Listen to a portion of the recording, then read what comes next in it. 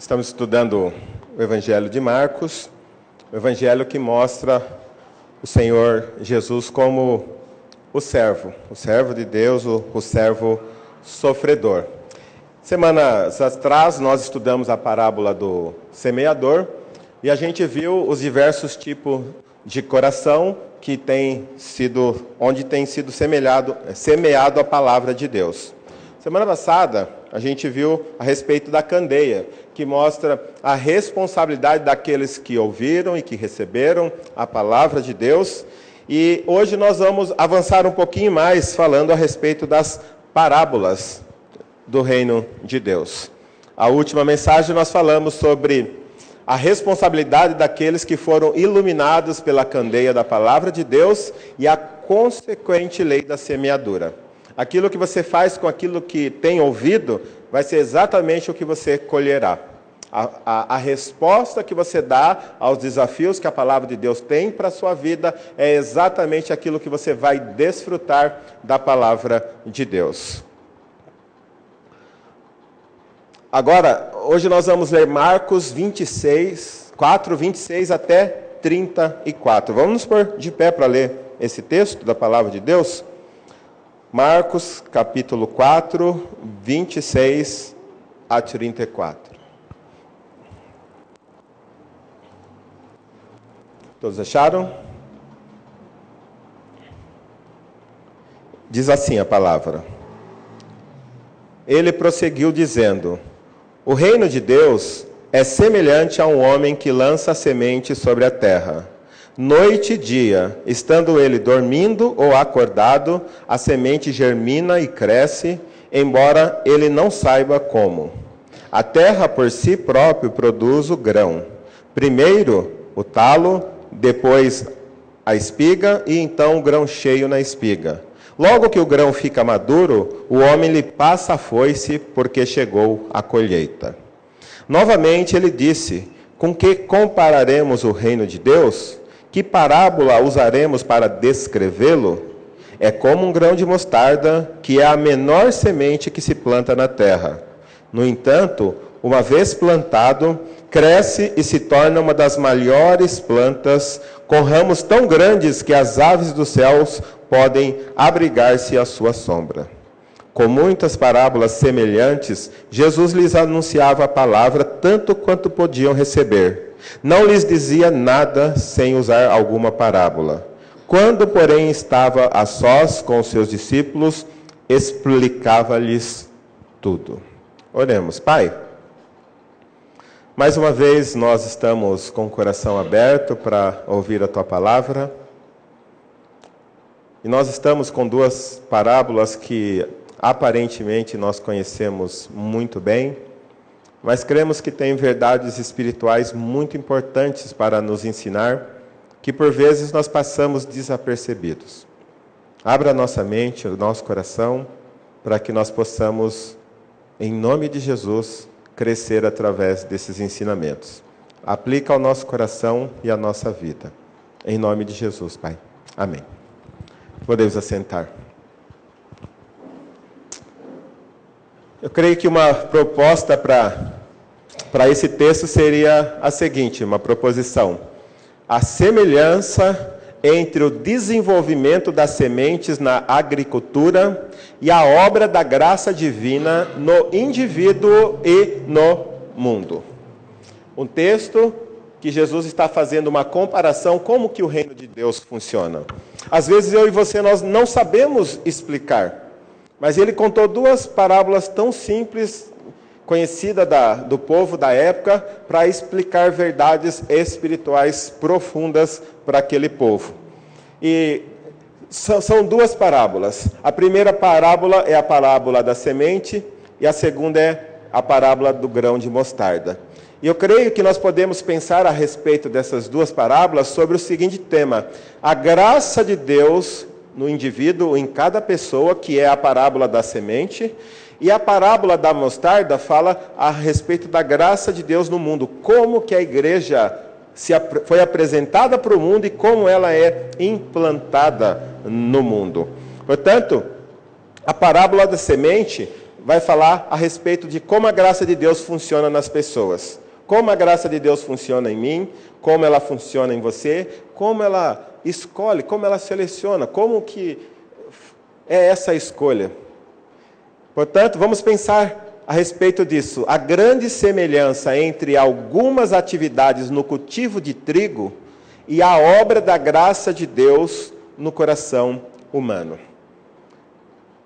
É que a nossa comunidade não é uma comunidade agrícola, né? Não é uma sociedade agrícola como era aquela na época de Jesus. E às vezes quando nós falamos de semente, de cultivo, de terra, de arado, de aguar e de a ceifa, então parece que são linguagens que não são muito comuns a nós. Mas lembrando que quando Jesus contava a parábola, ele queria explicar uma verdade espiritual e ele pegava as coisas do dia a dia. E aí trazia uma verdade. E quando Jesus ele está explicando aqui na parábola da semente, ele está dizendo assim, e ele prosseguiu, lembrando que antes ele tinha falado a parábola do semeador, falando a respeito do coração de quem recebe a palavra, depois ele falou da parábola da candeia, a responsabilidade que aqueles que foram iluminados têm agora de iluminar o mundo, e agora ele prosseguiu falando, o reino de Deus é semelhante a um homem que lança a semente sobre a terra. Primeiro ponto que a gente pode pensar aqui é, tal como no cultivo do trigo, assim também na obra da graça divina, deve haver um semeador. O que isso nos ensina? Se você pegar uma terra, um terreno baldio, que nunca ninguém semeou, nunca ninguém arou, nunca ninguém o preparou, você pode chegar lá e encontrar trigo? Você pode chegar lá e encontrar melancia, abacaxi, você pode chegar lá e encontrar melão. É possível isso? Com certeza não. O solo, por si só produz espinhos e abrolhos. A natureza, por si só, não é capaz de produzir uma lavoura que traga benefício ao ser humano. E parece que Jesus está falando a mesma coisa, que o coração humano, por si só, ele não possui a graça divina. A graça divina ela tem que ser semeada no coração humano. O ser humano por si só também só é capaz de produzir espinhos e abrolhos. Eu, por mim mesmo, largado à minha própria natureza, eu só sei produzir coisas que prejudicam as outras pessoas. Eu só sei produzir o mal. E se a graça não for semeada em meu coração através da palavra de Deus, como foi lá na parábola do semeador e na parábola da candeia, eu só serei capaz de produzir aquilo que não presta. Então, Jesus está mostrando, assim como na agricultura, um solo para produzir coisas boas precisa ser cultivado com coisas boas, o meu e o seu coração, para que a gente consiga produzir boas coisas, nós precisamos que a graça de Deus seja semeada em nossas vidas. E a única forma dessa graça ser implantada em nosso coração é através da pregação da palavra de Deus. Daí nós vemos a importância da pessoa que prega, do evangelista, do pastor, do professor, daqueles que ensinam a palavra de Deus. Porque sem o cultivo da palavra de Deus, jamais haverá graça salvadora no coração, seja de quem for. O ser humano por si só é destituído da graça divina. Tal como no cultivo do trigo, assim também na obra da graça divina, tem que haver um semeador, como diz aqui o texto. O reino de Deus é semelhante a um homem que lança a semente sobre a terra. Essa é a primeira verdade. A graça tem que ser semeada em nossos corações. A segunda verdade é a seguinte: tal como no cultivo do trigo, assim também na obra da graça divina, há muita coisa que ultrapassa o poder de compreensão e do controle dos homens. Hoje nós vivemos na época dos métodos. Os homens têm criado métodos e mais métodos para que a igreja cresça. E às vezes eles não conseguem perceber como uma igrejinha tão simples lá no meio da favela cresce e transforma a vida poderosamente de drogados, de traficantes, de prostitutas. E às vezes a gente faz todo um aparato, nós fazemos um culto hollywoodiano e as pessoas entram e saem do mesmo jeito. O texto diz aqui, o 27, noite e dia, estando ele dormindo ou acordado, a semente germina e cresce, embora ele não saiba como. A gente não consegue entender como uma pessoa que tem toda a capacidade para compreender o Evangelho, uma pessoa culta, uma pessoa muito bem dotada intelectualmente, você chega, prega, explica a respeito da graça de Deus, que Deus o ama, que Deus o quer salvar, que Deus pode livrá-lo do inferno, mas ele fala, eu nem acredito que exista Deus. E aí você vai ali na roça, num lugar onde as pessoas não sabem nem ler, nem escrever, e você simplesmente prega a respeito de João 3,16, e quando você faz o apelo, as pessoas se derramam em lágrima e confessam os seus pecados e entregam a vida a Jesus.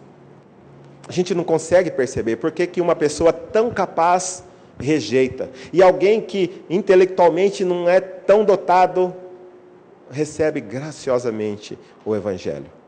O texto diz, não depende de quem está semeando. Tolice acharmos que nós somos capazes de manipular a conversão das pessoas. Usar aquela musiquinha do fundo, uma mensagem terrorista e começar a falar que se você não crer, você vai para o inferno, achando que as pessoas vão se render ao Evangelho. Tolice. O texto diz que dia e noite, estando dormindo ou acordado, a graça ela age. Não depende de quem está semeando, mas depende de quem é gracioso para alcançar os corações. E diz assim, a semente germina e cresce, embora ele não saiba como. Eu prego, às vezes eu fico inconformado como eu explico o Evangelho para a pessoa tão claramente, segundo o meu entendimento, e a pessoa diz, não. E outra vez você pensa que a pessoa vai resistir, a própria pessoa fala, eu quero esse Jesus. Não tem explicação. Nós não temos como controlar. E ali diz assim, ultrapassa qualquer poder de compreensão ou controle dos homens. O reino de Deus não pode ser controlado por nós. As coisas de Deus são sobrenaturais e elas diz respeito ao agir sobrenatural de Deus sobre os corações. O homem que planta a semente, ele não sabe o que está acontecendo ali no centro da terra. Ele colocou a semente, ele só sabe que mais cedo ou mais tarde brota. Mas o processo que foi até brotar, imagina na época de Jesus. Hoje tem sistemas que eles colocam câmeras para saber como que funciona, e eles sabem. Mas na época de Jesus, há 2000 anos atrás, o homem só sabia que ele colocava a semente e de alguma forma sobrenatural aquela semente virava uma árvore gigantesca. Ele dormindo ou acordado, aquilo acontecia naturalmente. E não tinha poder, ele não tinha domínio. Ele não sabia nem quais das sementes que ele colocou germinaria e nem quais daquelas seriam perdidas. Portanto, a semeadura era abundante para que o seu campo ficasse cheio de uma lavoura boa para ser colhida. No reino de Deus é a mesma coisa. Eu e você, nós não sabemos quais pessoas se renderão ao reino de Deus. A mensagem do Senhor Jesus. Por isso eu e você devemos pregar abundantemente e descansar, porque o resultado não depende de nós. O resultado é fruto da graça de Deus. Terceiro ponto que a gente olha e aprende aqui nessa parábola da semente, tal como no cultivo do trigo, assim também na operação da graça divina, a vida se manifesta gradualmente. Jesus ele fala assim, a terra por si própria produz o grão. Primeiro o talo, depois a espiga, então o grão cheio na espiga. Isso deve nos ensinar que nem todos estamos no mesmo estágio. Às vezes nós vamos cobrar de alguém uma atitude que ela deveria ter, segundo o nosso entendimento, mas o texto mostra que o crescimento espiritual ele é gradativo. Às vezes, alguém ainda está no talo, outro pode estar no grão cheio. Outro ainda pode ser a sementinha que está apenas debaixo da terra, mas um dia ela vai germinar. Cada um de nós pode estar num estágio diferente de maturidade cristã. Mas uma coisa é verdade, tanto o talo quanto o grão cheio, os dois possuem vida. Os dois têm ligação com Deus, os dois possuem vitalidade. Então, a pessoa mais simples que acabou de se converter, ela é tão viva quanto aquele que já está há 40 anos no Evangelho e aprendendo as lições mais profundas a respeito da palavra de Deus. Tanto uma quanto outra possui já a vida eterna dentro de si. E isso é maravilhoso, não há diferença para Deus se você está há 40 anos no Evangelho ou se você acabou de se render. O texto que foi lido de Efésios diz que Ele nos deu vida, estando nós mortos nos nossos delitos e pecado. Tanto quem acabou de se converter tem a mesma vida quanto aquele que já está há 40 anos. Embora um possa estar no talo ainda e o outro possa já estar com a semente cheia. Mas ambos possuem vida. E sem vida é impossível frutificar. Portanto, a graça de Deus ela é semelhante tanto para um quanto para outro. E assim como na colheita, ambos possuem a mesma vida e ambos são capazes de produzir os mesmos frutos quando exercitados e crescidos na graça de Deus. E o próximo ponto que a gente encontra aqui, tal como no cultivo do trigo, assim também na operação da graça divina, não haverá colheita enquanto a semente não estiver madura. O Senhor Jesus está ensinando isso, que depois que a semente fica madura, então passa-se a foice e faz-se a colheita. Os comentaristas que eu estava dizendo falam a respeito da bem-aventurança do crente quando morre. Não há acidente para um crente, não há erro de percurso, Deus não perdeu o controle, e isso deve trazer um conforto absoluto ao coração de cada crente, que quando um irmão parte daqui, é porque aquela semente para Deus já estava madura. Você não vai partir daqui antes do seu tempo, você vai partir exatamente quando Deus tiver completado em você a obra que Ele começou, como diz Filipenses, que Deus há de completar em vós a boa obra que começou em cada um. Deus há de completar, e quando você for recolhido para o celeiro celestial, é porque com certeza você já estará pronto. Então, quando morre alguém, mas por que Deus? A resposta é, já estava maduro, já estava pronto para o celeiro celestial. Deus, mas estava no auge do seu ministério, estava no auge do seu vigor físico, estava no auge da obra missionária e foi recolhido? Sim, já foi recebido no celeiro celestial. Então, não há para o crente motivo de a gente se preocupar quando alguém é colhido, porque já estava maduro. O verso 29 afirma, Logo que o grão fica maduro, o homem lhe passa a foice porque chegou a colheita. E quando Deus passa a fazer a colheita, é porque esse trigo já estava maduro. Portanto, são algumas lições importantes que eu e você devemos levar da parábola da semente. Muita coisa nós não compreendemos, mas devemos crer que uma pessoa salva, embora ainda apresente as suas dificuldades, os seus defeitos, ainda que a gente não perceba, Deus está agindo naquele coração e transformando, completando aquela obra. E a obra só será completa naquele dia em que a pessoa se encontrar com Cristo. Semelhantemente à parábola do grão de mostarda, também tem algumas lições muito importantes para nos ensinar. O grão de mostarda, na época de Jesus, hoje nós sabemos que tem outras sementes menores, mas na época de Jesus, ali na Palestina, como é que chama?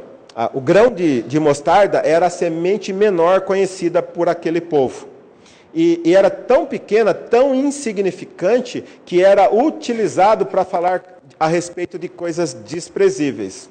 Não só como desprezíveis, mas Jesus falando nos evangelhos, pelo menos 2 vezes, ele disse, se vocês tivessem fé do tamanho de um grão de mostarda, vocês diriam para esse monte, saia daqui e passe para lá, e ele passaria. Então, o grão de mostarda é usado para falar a respeito de coisas muito pequenas. Mas a gente tem que entender, olha só, o que pode ser, esse pequeno grãozinho pode se tornar uma grande árvore, como Jesus disse, que as aves do céu podem se abrigar nela. Então, é uma grande árvore, o pé de mostarda. E eu e você devemos crer assim, a semelhança entre o grão de mostarda e a sua planta, e o humilde início da igreja, ou melhor, a semelhança entre o grão de mostarda e a sua planta, e o humilde início da igreja até o glorioso esplendor sobre todas as nações.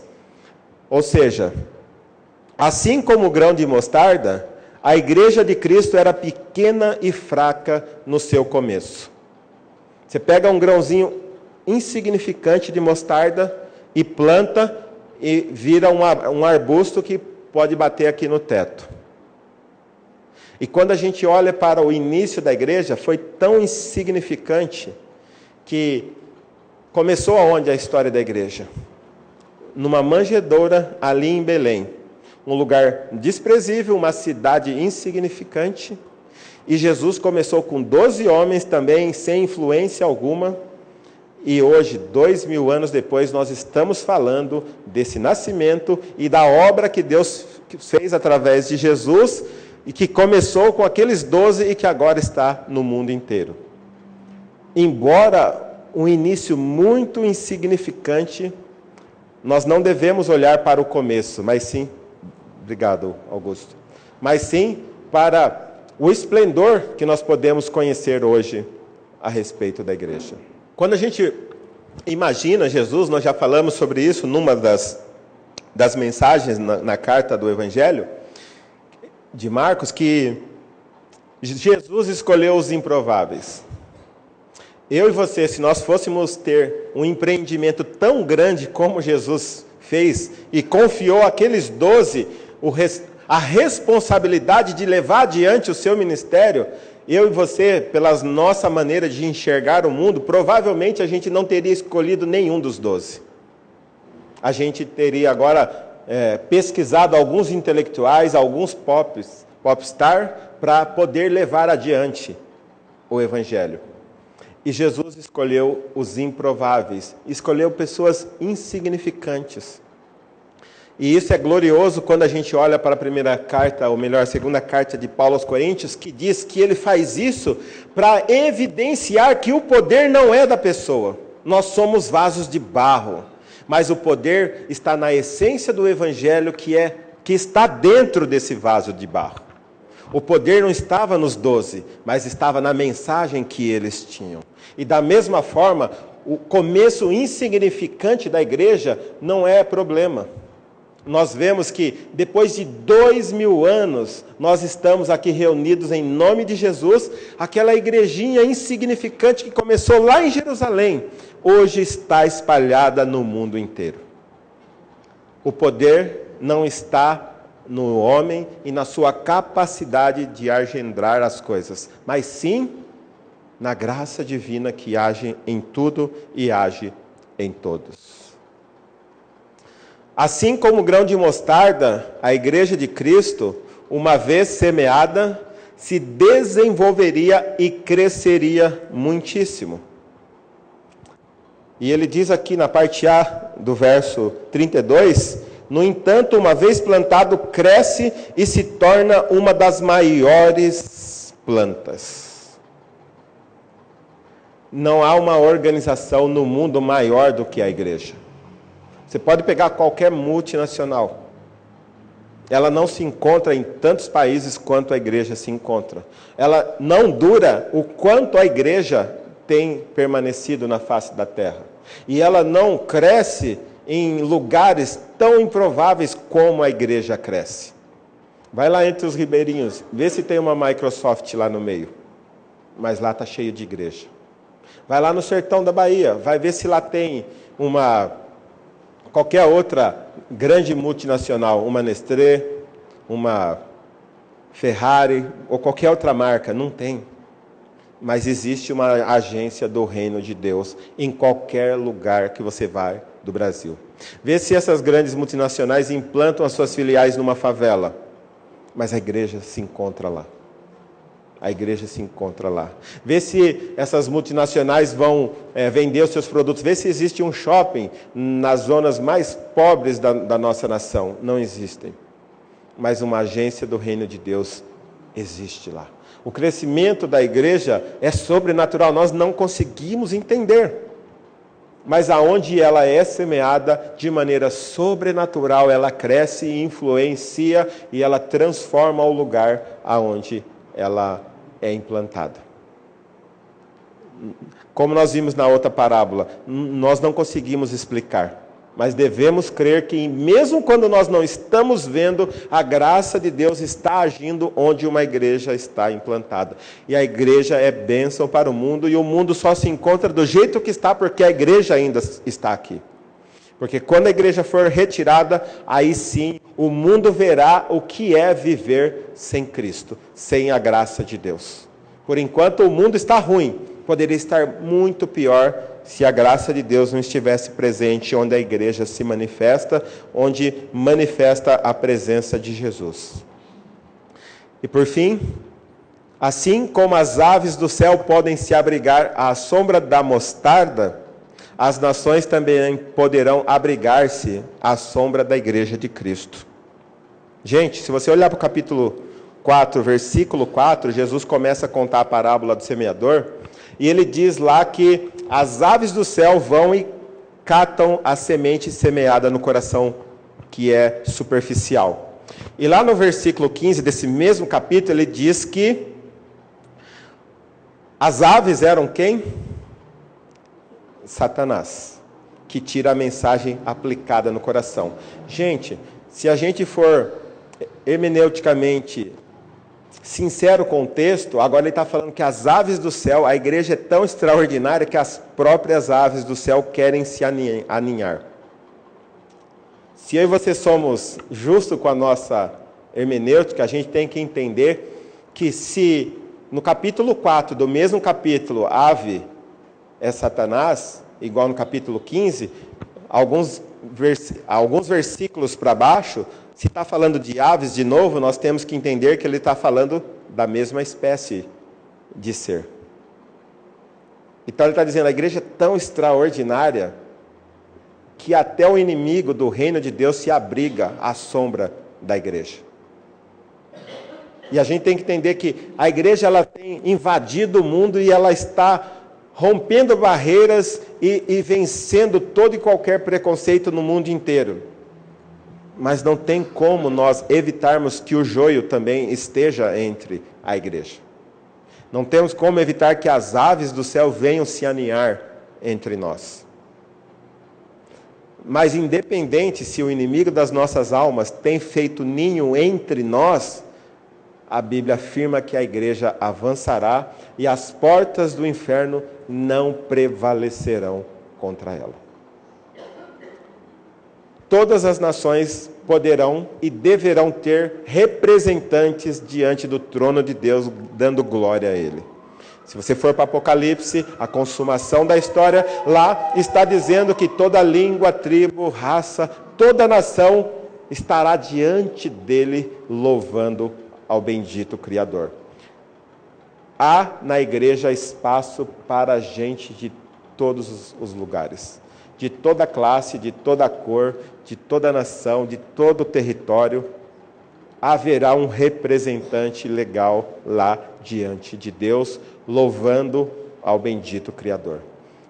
Nós não sabemos como, mas eu creio que alguns do Estado Islâmico se converterão e estarão ali na presença de Deus. Árabes, muçulmanos, japoneses, chineses, alemães.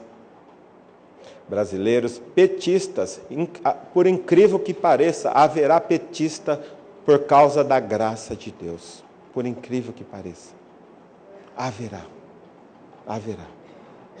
Porque a graça de Deus, ela é capaz de demolir qualquer barreira. Qualquer barreira. E o que a Dilma e o Lula e o Cunha e todos os outros precisam é a mesma experiência que nós estamos tendo com a graça de Deus. Não vai adiantar o impeachment, porque quem vai entrar também é tão corrupto quanto os que estão lá. O que precisa é uma nação que teme ao Senhor. É uma nação que tenha uma experiência concreta com essa graça maravilhosa que poderá transformar o relacionamento deles com o dinheiro. O problema todo é o dinheiro, é a ganância que ao invés de eles estarem lá para abençoar o povo, eles estão para se aproveitar. Eles precisam da graça de Deus, assim como eu continuo precisando e assim como você continua precisando.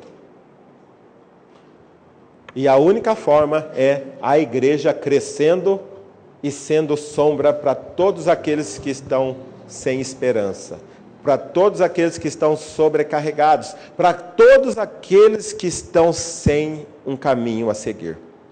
A igreja é a solução para o mundo.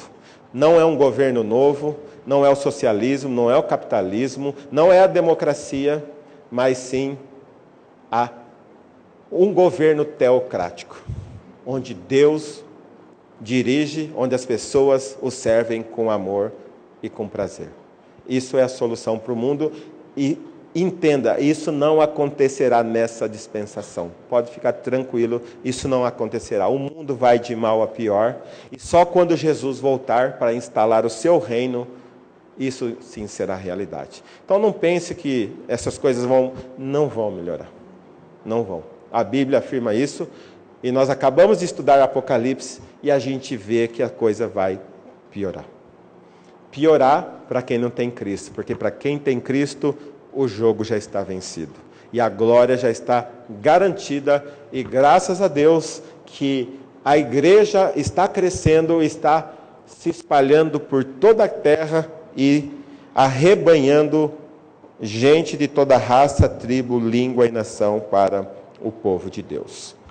Se hoje nós estamos à sombra da igreja, é porque ela é semelhante ao grão de mostarda. Começou muito humilde, mas hoje os seus ramos se estendem por toda a face da terra e se estenderá até a volta de Cristo.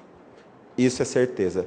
Por mais que a perseguição se alastre, por mais que as leis comecem a fechar o cerco contra a igreja, ela prevalecerá por causa do seu Criador e do seu sustentador, que é Deus.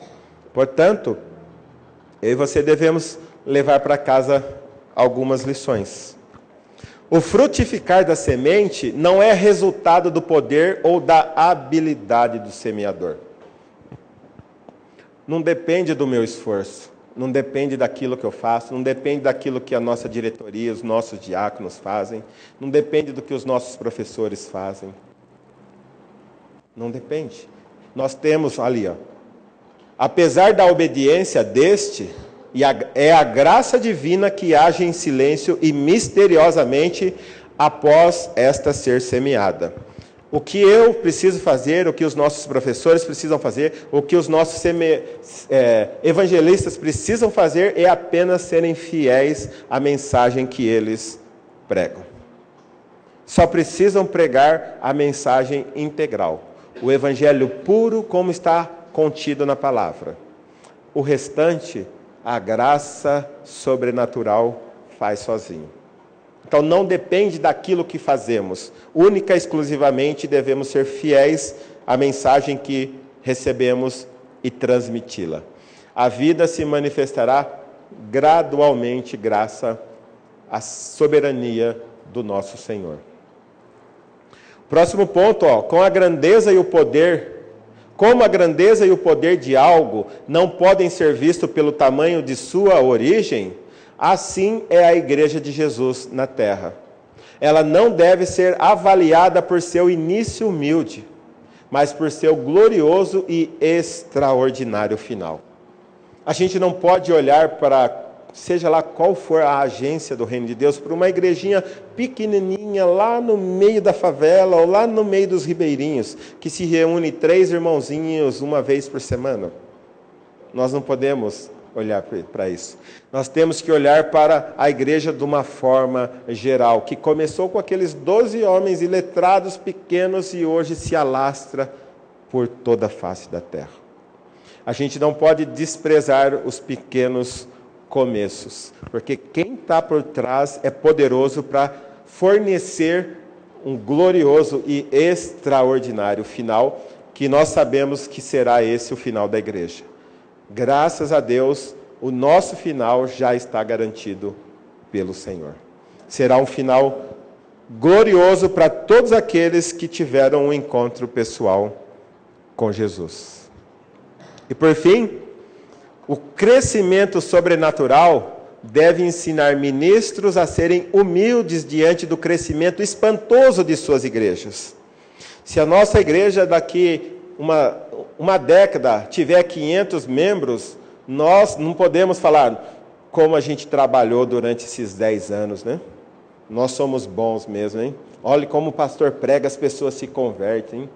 Nós não podemos fazer isso. A gente viu que o crescimento não depende de quem semeia, mas sim da graça sobrenatural de Deus. E o contrário também é verdade. E as igrejas devem ser também pacientes diante do crescimento lento do seu rol de membros, porque tudo depende da graça divina e não dos esforços humanos. Tudo depende da graça divina. Podemos fazer o melhor e humanamente não colhermos frutos. E a gente tem visto que ministérios são muito frutíferos. E quando você começa a perceber os bastidores, você vê que tinha tudo para não dar certo, mas deu certo. E outro que tinha tudo para dar certo, não deu. Depende da graça divina. Uma igreja submissa a Deus e que entende que não depende dela, mas da sua fidelidade àquele que é capaz de fazer, pode sim crescer e ter sucesso. Mas todo sucesso deve ser revertido em glória àquele que deu o crescimento. Paulo mesmo diz, eu plantei, Apolo plantou, eu reguei, ou eu plantei, Apolo plantou, eu reguei, mas o crescimento vem de quem? De Deus. É Deus quem dá o crescimento. Um planta, outro rega. Mas se Deus não der o crescimento, nada vale a pena. Nada acontecerá. E é isso que eu e você devemos entender. O reino de Deus é algo sobrenatural.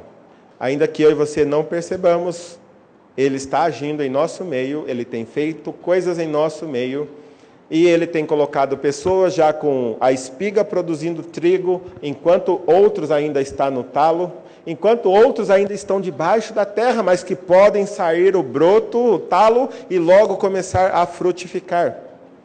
Tudo depende da experiência que a pessoa tem com a graça de Deus.